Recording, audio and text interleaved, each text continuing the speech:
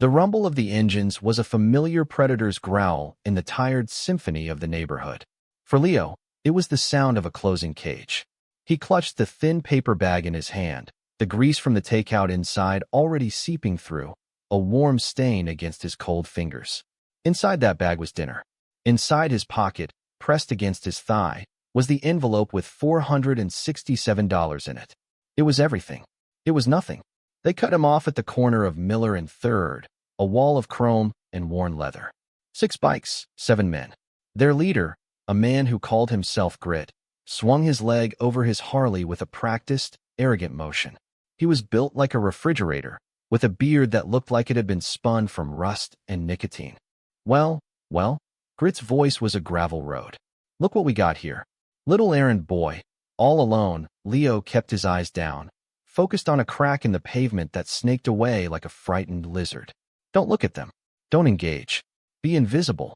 It was a mantra he had learned from his father, a lesson for a different kind of battlefield, but one that applied here all the same. Invisibility was a form of armor. What's in the bag, kid? One of the others chimed in, his face a pasty mask of unearned confidence. Just food, Leo mumbled, his voice barely a whisper against the idling engines. He tried to step around them, a small, deferential shuffle. Grit blocked his path, planting his heavy boots on the asphalt. The sheer bulk of him blotted out the fading afternoon light. I'm talking to you. He jabbed a thick finger into Leo's shoulder, a jolt that went straight to his bones. Show some respect.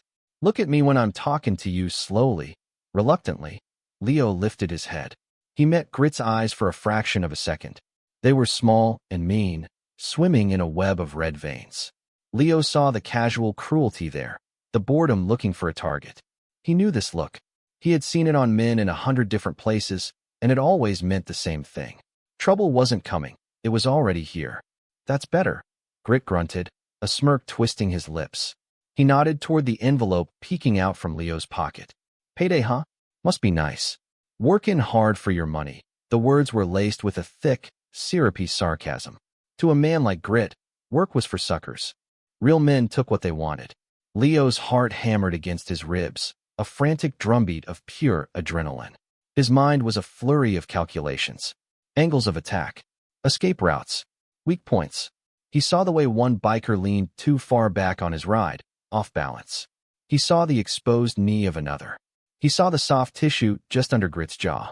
His father's voice echoed in his memory, calm and steady. Assess. Adapt. Overcome. But only when there is no other path. There was another path. Humiliation. He could take it. He had before. It's for my sister, Leo said, the words sticking in his throat. She's sick, Grit laughed, a harsh, barking sound that made the others join in, a chorus of hyenas. Oh, she's sick? Oh, that's a sad story. He reached out and snatched the envelope from Leo's pocket with surprising speed.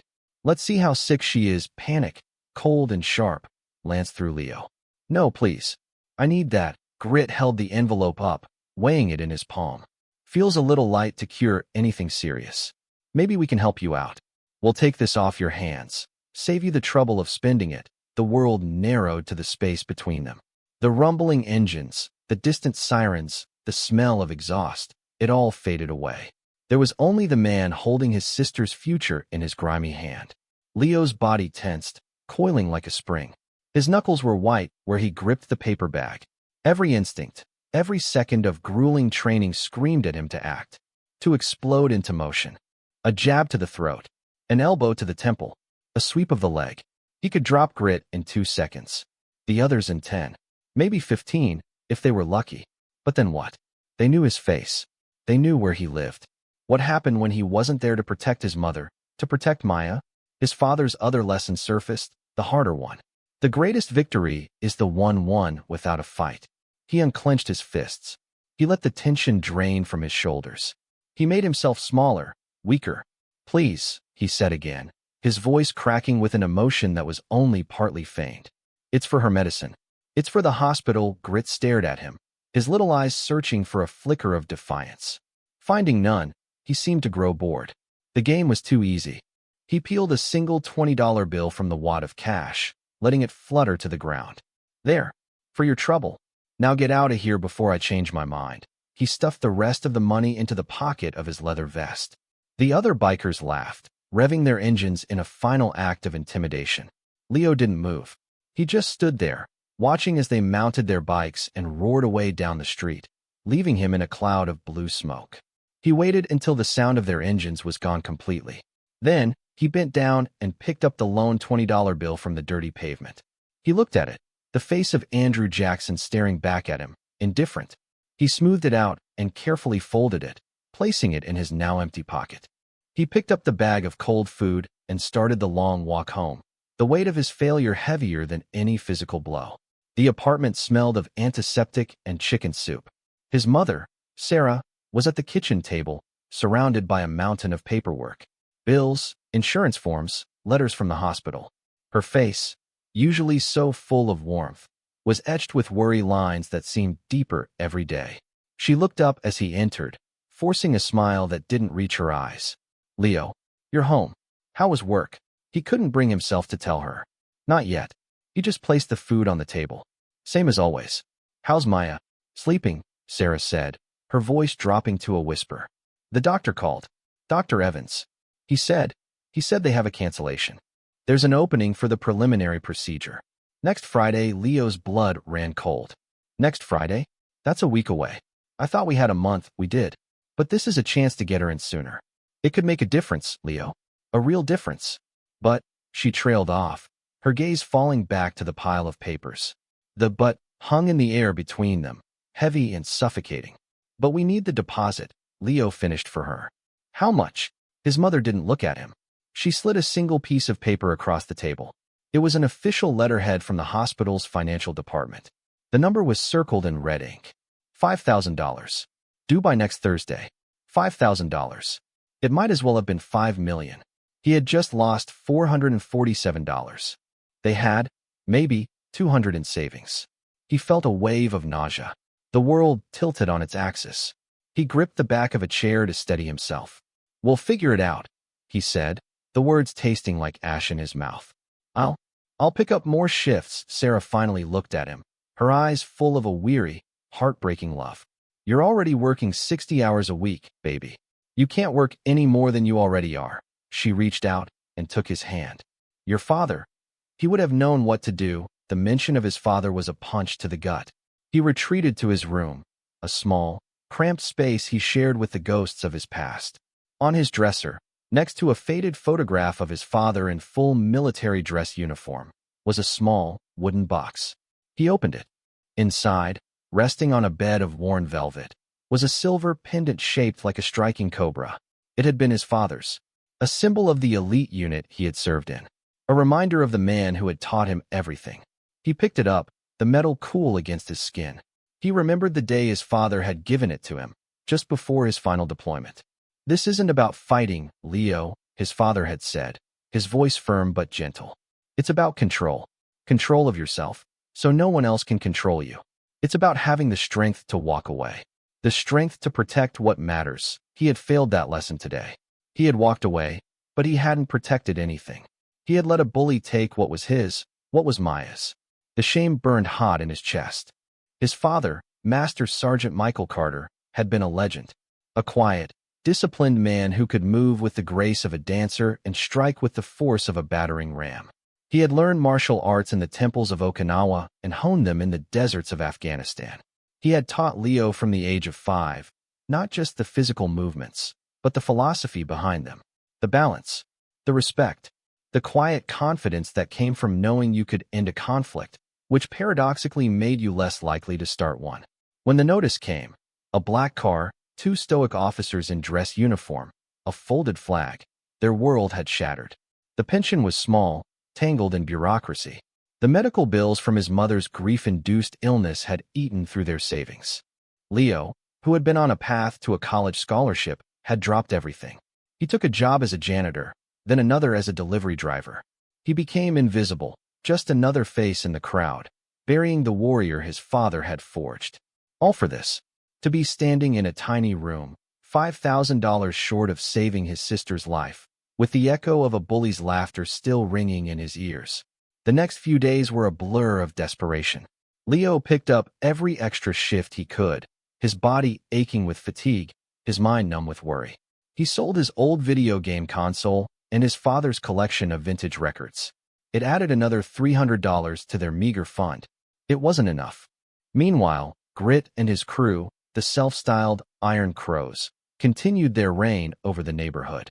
Leo saw them everywhere. He saw them shaking down old Mr. Chun at his convenience store, pocketing cash with casual menace. He saw them harassing a young mother, blocking her path on the sidewalk and catcalling her until she fled in tears.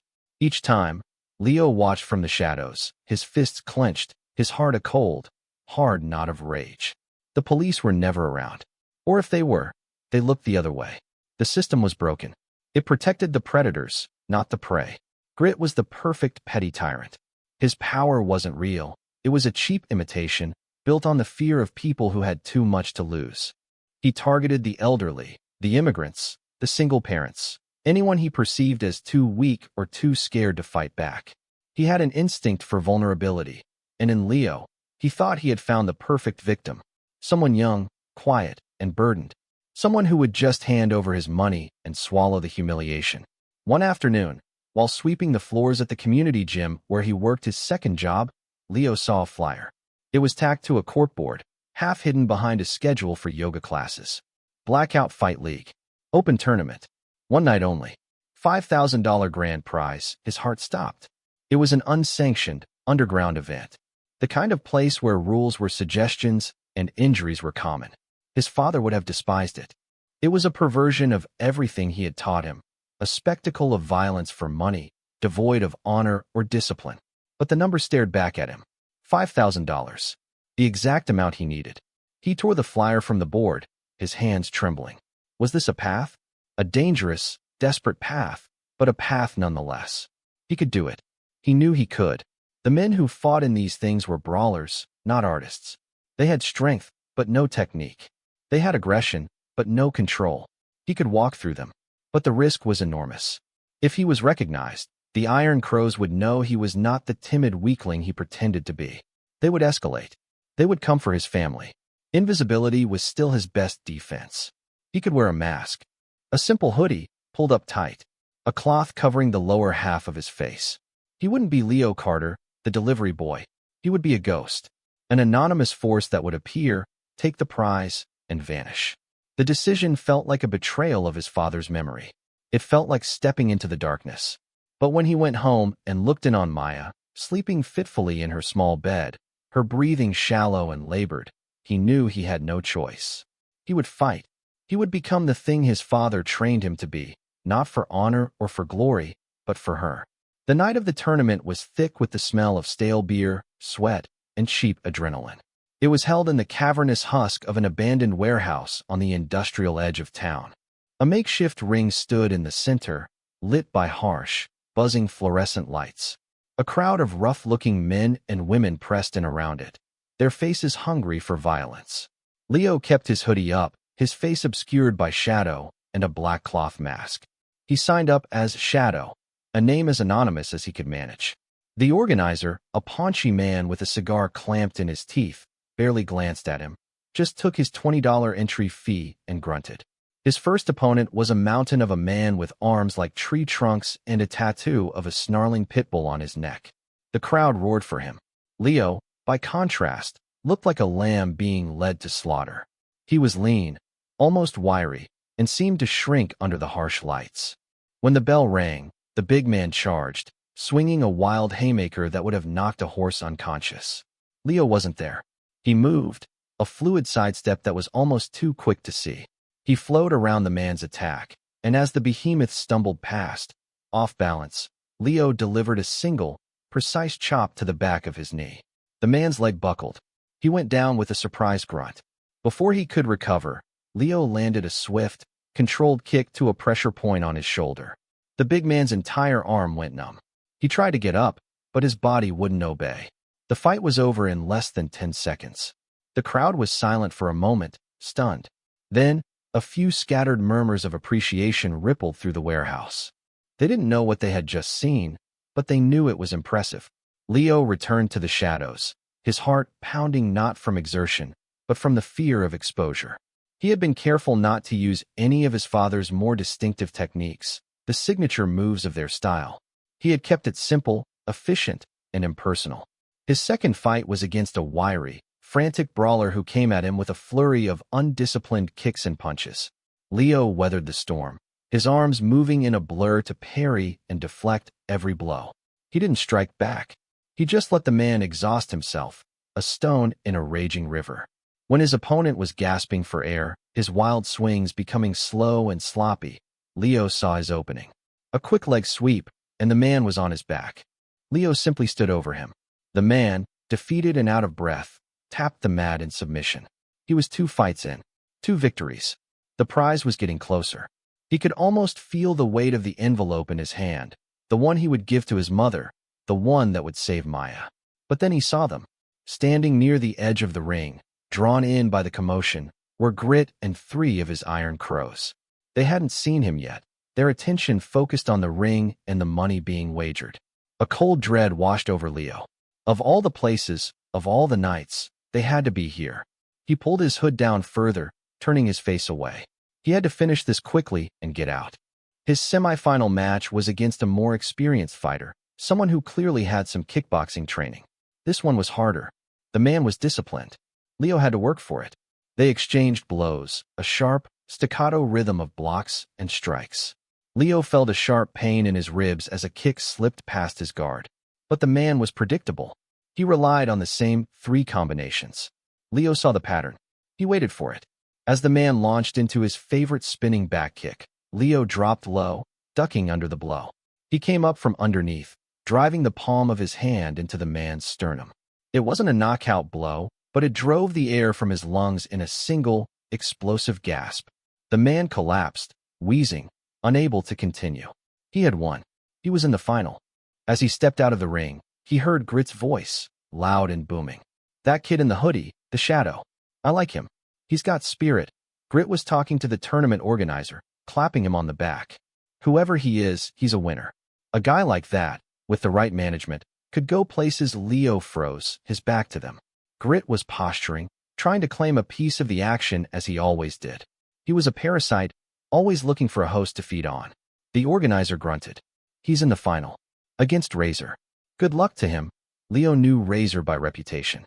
He was the reigning champion of this circuit, a vicious fighter known for breaking bones. This would be the real test. He retreated to a dark corner to catch his breath and wait for the final call. His ribs throbbed. He was starting to feel the exhaustion. He closed his eyes, picturing Maya's face. He could do this. He had to. Suddenly, a heavy hand clamped down on his shoulder. "There you are." Leo's entire body went rigid. He turned slowly. It was Grit. His small eyes scanned Leo's hooded figure, a predatory gleam in them. "You're making a lot of noise tonight, Shadow," Grit said, his voice low. "Impressive stuff. But now you're in the final. And that prize money, that's a lot of cash to be walking around with. Especially for a guy nobody knows." Leo stayed silent, his face hidden. "Here's the deal," Grit continued, leaning in closer. Leo could smell the stale cigar on his breath. "You go out there, you fight Razor. But you don't win. You take a dive in the second round. Make it look good. In return, we make sure you walk out of here in one piece. We'll even give you a little cut for your trouble. A couple $100. The audacity of it was breathtaking. Grit was trying to fix the fight, to steal the prize money he so desperately needed. The rage that Leo had been suppressing for days began to simmer, hot and dangerous. "No," Leo said, his voice a low growl. Grit's smile vanished. "What did you say?" "I said no." Grit stared at him for a long moment. Then he reached out and, with a flick of his wrist, yanked down the cloth mask covering Leo's face. Recognition dawned in Grit's eyes, followed by disbelief, and then a slow, cruel amusement. "Well, I'll be damned," he chuckled, a deep, ugly sound. "Little errand boy." Playing dress up, he turned to his cronies. "Boys, look who it is. It's the kid with the sick sister." They crowded around, their laughter echoing in the cavernous space. Leo was trapped. His secret was out. The invisibility he had relied on was gone, stripped away under the buzzing fluorescent lights. "So this is your game, huh?" Grit sneered, stepping into Leo's personal space. "Pretending to be some kind of tough guy? You got guts, I'll give you that." "Stupid," But gutsy, he jabbed his finger into Leo's chest, right on his bruised rib. Leo flinched, the pain sharp and sudden. "The deal just changed," Grit said, his voice dropping to a venomous whisper. "You're gonna go out there, and you're gonna lose. And then you're gonna give us the name of the guy who trained you. Because a little punk like you doesn't learn to move like that on his own. And then, we're gonna take all the prize money. You get nothing. You understand me?" Leo's mind raced. They knew who he was. They could follow him home. They could hurt his family. The squeeze was on, tighter than ever. As if reading his thoughts, Grit reached out and snatched the silver cobra pendant from around Leo's neck, the chain snapping. He held it up, dangling it between his thumb and forefinger. "What's this?" "Something shiny. Give it back," Leo said, his voice dangerously quiet.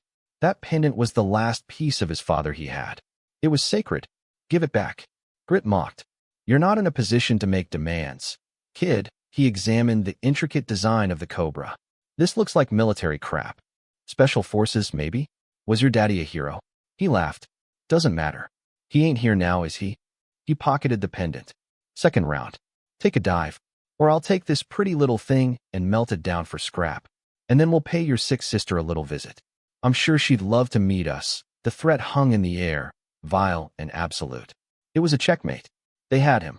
They had taken his money, his identity, and now the last symbol of his father. They were threatening the one person in the world he would die to protect. Just then, a call echoed through the warehouse. Final match. Razor versus Shadow. To the ring. Grit clapped him hard on the shoulder. "Showtime, hero. Don't disappoint me." Leo walked toward the ring in a daze. The jeers and cheers of the crowd were a distant roar. His head was filled with a terrifying clarity. He had tried to be invisible. He had tried to walk away. He had followed his father's lessons on restraint to the letter, and it had led him here, to a moment of total defeat, with everything he cared about on the line. His father's words came back to him again. The greatest victory is the one won without a fight. But there was another part to that lesson, the part for when all other options were exhausted. But when you must fight, his father had told him, his eyes serious and hard, you fight to win. You leave no doubt. You end it. There was no other path now. Grit had closed them all. He climbed through the ropes into the ring. Across from him, Razor was bouncing on the balls of his feet, a predator ready to strike. He was bigger than Leo, scarred and muscular, with dead eyes that promised nothing but pain. The crowd was a wall of noise, baying for a brutal finish. Leo looked past Razor, his eyes finding Grit at ringside. The biker boss was smiling, dangling the silver pendant from his fingers, a clear and constant reminder of the threat. The bell rang. Razor came at him fast, a flurry of jabs and hooks. Leo moved, his body responding on pure instinct. He blocked, parried, and slipped each punch, his movements economical and precise. He didn't throw a single strike back. He just defended, letting Razor control the pace. He had to make it look good. He had to last until the second round. The first round was a masterclass in defense. Leo absorbed a few glancing blows, enough to make it look like a real fight, but he evaded any serious damage. The crowd was getting restless. They wanted a brawl, not a dance.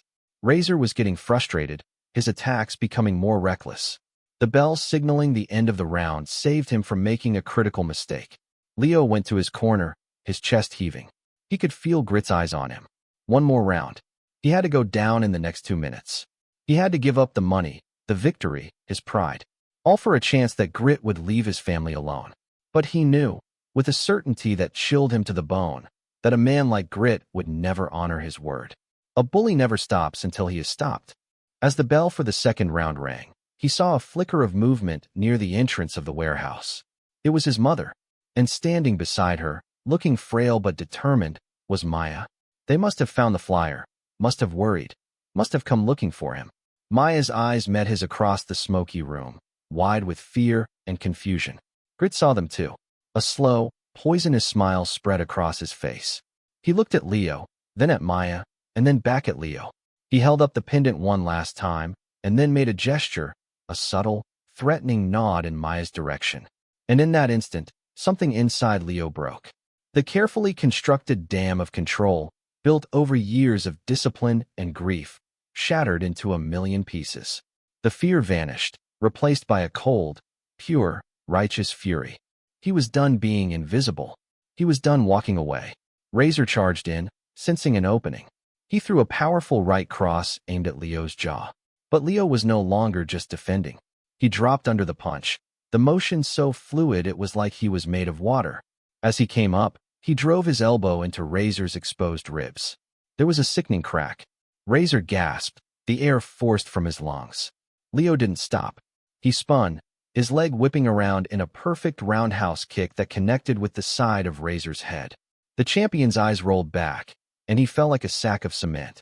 He was out before he hit the canvas. The entire warehouse went dead silent. The fight had ended in the first 5 seconds of the second round, but not in the way anyone had expected. Leo stood over his fallen opponent, his chest rising and falling. He wasn't looking at Razor. He was looking directly at Grit. He reached up and pulled down his hood, then tore off the remains of his mask. His face was now clear to everyone under the harsh lights. He was not a shadow. He was Leo Carter. You wanted to know who trained me? Leo's voice rang out, clear and strong, cutting through the stunned silence. My father trained me. Master Sergeant Michael Carter. He taught me to respect everyone, and to fear no one. He pointed a trembling finger at Grit. This man, this coward, he and his gang, the Iron Crows, they prey on the weak. They rob people in our neighborhood. They extort our businesses. Tonight, he threatened to hurt my sick sister if I didn't throw this fight. A wave of murmurs swept through the crowd. People were pulling out their phones, recording. Grit's face had turned a mottled shade of red and white. He was being exposed, his power evaporating in the sudden glare of the spotlight. He's lying. The kid's crazy. Am I? Leo vaulted over the ropes, landing lightly on the floor. He walked slowly, deliberately, toward Grit. The other Iron Crows moved to intercept him, but they hesitated, their bravado faltering in the face of the cold certainty in Leo's eyes. They had all just seen what he did to Razor. You took something from me, Leo said, his voice dropping low. Give it back. Grit, his authority challenged in front of everyone, had no choice but to escalate. You're dead, kid, he snarled, pulling a heavy wrench from his belt. The crowd gasped and backed away, forming a wide circle. The first biker charged, swinging a wild punch. Leo sidestepped, grabbed the man's extended arm, and used his momentum to throw him headfirst into another one of his cronies. They went down in a heap. A second biker came at him from the side. Leo ducked under his clumsy attack, swept his legs out from under him, and delivered a precise, disabling chop to his collarbone as he fell. The man screamed and clutched his shoulder. It was over in seconds. They were brawlers, pub fighters. They were no match for his level of training. He moved through them not with rage, but with a chilling, surgical precision. It was the art his father had taught him, the economy of motion, the application of force to the most vulnerable points. No wasted energy, no flashy moves, just pure, devastating efficiency. Soon, only Grit was left standing, wrench in hand, his face a mask of disbelief and fury. He swung the heavy tool in a vicious arc aimed at Leo's head. Leo flowed backward, letting the wrench whistle past his face. He moved inside Grit's guard, too close for the man to swing the weapon again. He struck twice, 2 lightning-fast palm heel strikes.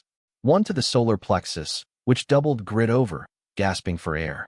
The second to the man's wrist, forcing his fingers to spasm, and dropped the wrench with a loud clang. Grit was disarmed and helpless. Leo grabbed the front of his vest, his eyes boring into the bullies. Give me back my father's pendant. With trembling fingers, Grit fumbled in his pocket and produced the silver cobra. He dropped it into Leo's waiting palm. Leo didn't let go. He held the bigger man there, helpless. You are done in this neighborhood, Leo said, his voice resonating with an authority that had been forged in this very moment. You will not threaten my family. You will not hurt anyone else. Do you understand me? Grit, his face pale with fear and humiliation, could only nod, his breath coming in ragged wheezes. Just then, the wail of sirens cut through the air. The videos, uploaded instantly, had done their work. The police, finally forced to act by undeniable, viral proof, swarmed the warehouse.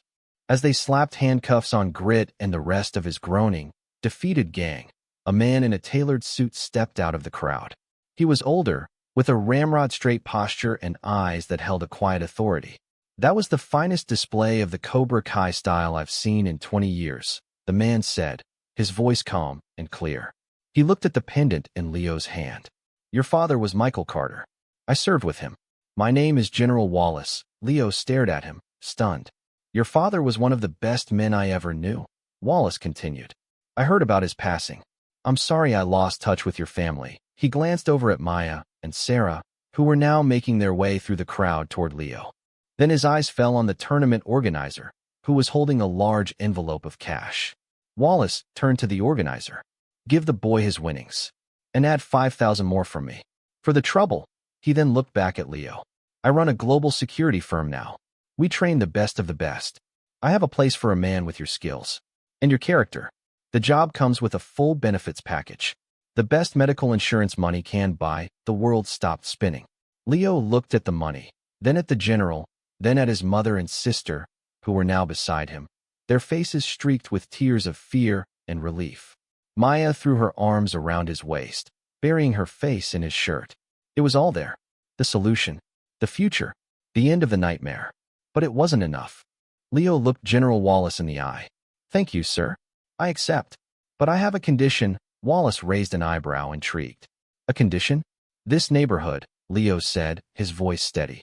It's full of good people who are scared. They're scared of men like him. He nodded toward the disgraced Grit being led away.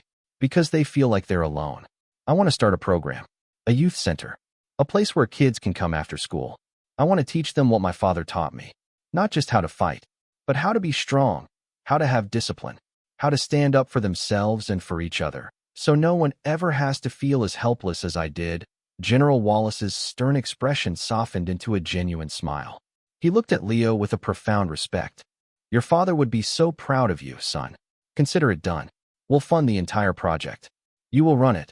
Leo finally allowed himself to breathe. He clutched the pendant in his hand, the cool metal a comforting weight. He had not only won the fight, he had won the war. He had protected his family, and in doing so, he had found a way to protect his entire community. 6 months later, the building that had once been a derelict auto body shop was now the Carter Community Defense Center. The sounds of grunts and sharp exhales echoed off the freshly painted walls, mixed with the laughter of children. The air smelled of clean mats and hard work. Leo, dressed in a simple black GI, walked through the rows of students. There were kids of all ages, from all backgrounds, learning the basic stances. They were focused, their faces serious with concentration. He corrected a young boy's posture with a gentle touch, offering a quiet word of encouragement. His office was small and neat. On the wall, his father's silver Cobra pendant was mounted in a simple, elegant frame, right next to the photograph of Master Sergeant Michael Carter. It was a shrine to his legacy, a legacy Leo was now continuing. Maya, her cheeks rosy with health, sat at the front desk, helping younger kids sign in. The surgery had been a complete success. She moved with a new energy, a brightness that had been missing for years. His mother, Sarah, managed the center's finances, her face free from the deep lines of worry that had once been a permanent fixture. Leo had implemented the changes he promised. The center offered free self-defense classes, after-school tutoring, and a mentorship program that paired older kids with younger ones. It had become the heart of the neighborhood, a beacon of hope and strength. The fear that had once permeated the streets was gone, replaced by a sense of community ownership and pride. People looked out for one another. The system, at least in this small corner of the world, had been healed from the ground up. He had even rehired old Mr. Chun, whose store had been forced to close by Grit's extortion. The old man now taught calligraphy classes on weekends, his hands steady, his smile genuine. One afternoon, while cleaning out a storage closet, Leo came across a local newspaper from a few weeks back. A small article on the back page caught his eye. It was about prison labor programs.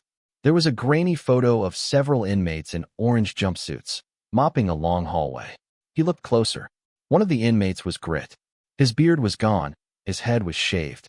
The arrogant swagger was replaced by a defeated slump in his shoulders. He was just another man, anonymous and powerless, swabbing a dirty floor. Stripped of his gang, his bike, and his manufactured authority, he was nothing. He was invisible.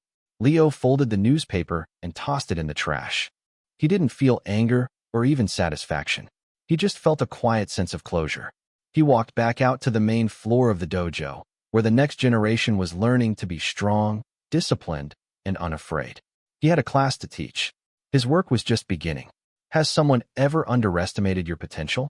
Have you ever had to find a hidden strength inside yourself to overcome a challenge? Share your story in the comments below. And if you were inspired by Leo's journey, make sure to subscribe to our channel for more stories of triumph and transformation. Hit that like button to show your support and ring the notification bell so you never miss an update. Share this story with someone who needs a reminder of their own power. This is where the overlooked become the overcomers. This is where your potential becomes your power.